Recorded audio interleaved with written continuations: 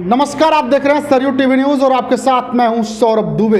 लगातार काजल राघवानी और केसारी लाल का जो मामला चल रहा है उस पर लोगों से बातचीत करें, खासकर फिल्म इंडस्ट्री से जुड़े हुए लोगों से। फिल्म इंडस्ट्री से जुड़े हुए लोग क्या सोचते हैं, आखिर इस पर अपनी राय क्या रखते हैं। लगातार वीडियो आपको हम दिखा रहे हैं। ऐसा में हमारे साथ भोजपुरी फिल्म इंडस्ट्री के एक कलाकार मौजूद है। नाम क्या हुआ आपका? मनोज पाठक। मनोज पाठक, कितने फिल्मों में काम किया आपने?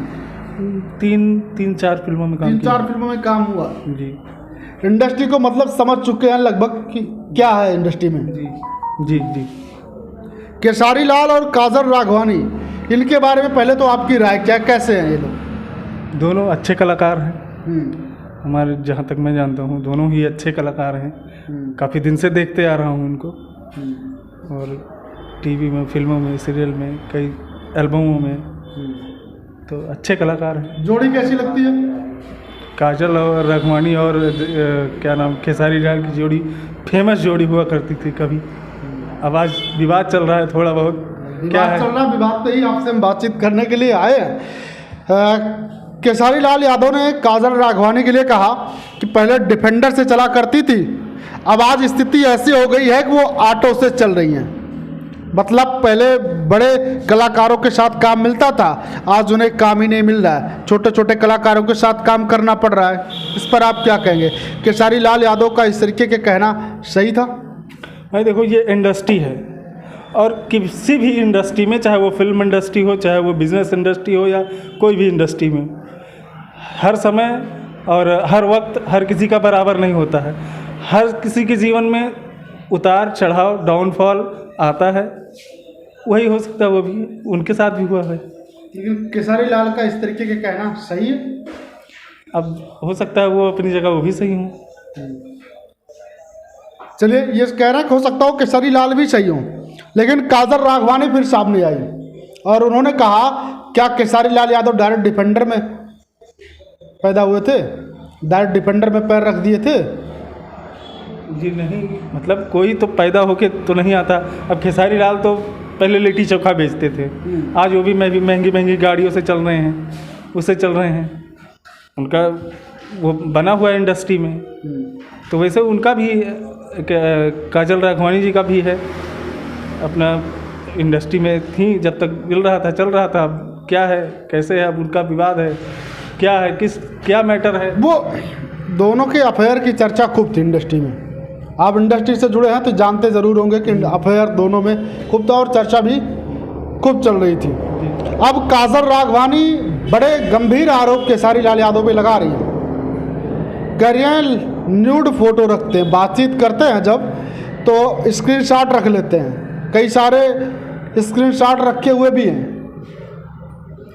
देखो, इसमें ऐसा है कि वो उनसे क्या बात करती थी, उनका उसके प्रति कैसा बिहेवियर था, ये तो वही। ऐसे कलाकार अगर हम देखें तो किसी की न्यूड फोटो रखना सही नहीं, ये तो गलत है। एज ए कलाकार किसी, हम भी कलाकार हैं, हम भी स्टेज शो कराते हैं। कितने भी फीमेल डांसर हैं, फीमेल कलाकार हैं, कई भी वो हैं। अभी आप देख लीजिए, हमारे इसमें कम से कम 50 फीमेल डांसर का, कलाकार का नंबर होगा।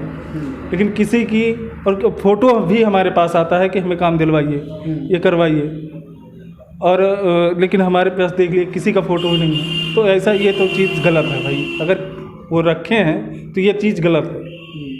किसी कलाकार का अपमान करना या कुछ ऐसा करना, ये चीज़ गलत है। वो कहती हैं कि केसारी लाल एक समय था कि हमारे सामने रो रहे थे, कह रहे थे कि हमारे बीवी बच्चे हमसे प्यार नहीं करते, सिर्फ पैसों से प्यार करते हैं, मैं आपसे शादी करना चाहता हूँ। अब ये तो वही बता सकती हैं कि वो क्या कह रहे थे। अच्छा, केसारी ऐसा कर सकते हैं? आपको क्या लगता है, केसारी रोए होंगे, ऐसा कहे होंगे? भाई, जहाँ तक हम उनके इंटरव्यू में या ऐसे कुछ में देखा है, तो वो अपनी पत्नी को, अपने बच्चों को बहुत ज़्यादा अहमियत देते हैं। अब अंदर में क्या है उसको तो वही बता सकते हैं। इंडस्ट्री पे बड़े गंभीर आरोप लग रहे हैं कि उन्होंने ये भी कहा, अगर काम कर रही कोई भी लड़की है, हीरोइन तो हीरोइन ही है, उसके साथ सहेली हो गई, या जो माँ का किरदार निभा रही है, बहन का किरदार निभा रही है, इंडस्ट्री के लोग उसे भी नहीं छोड़ते।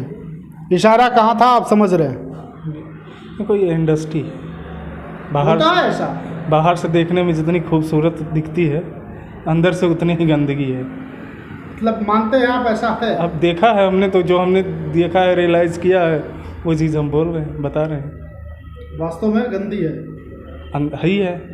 हाँ। बाहर से जितनी चकाचौंध दिखती है, अंदर से उतना ही। अब आप समझ ही रहे हैं क्या है। ना ही मामला गड़बड़ है। जो चीज़ सामने से दिख रही है, कोई ज़रूरी नहीं है कि वही अंदर से भी हो।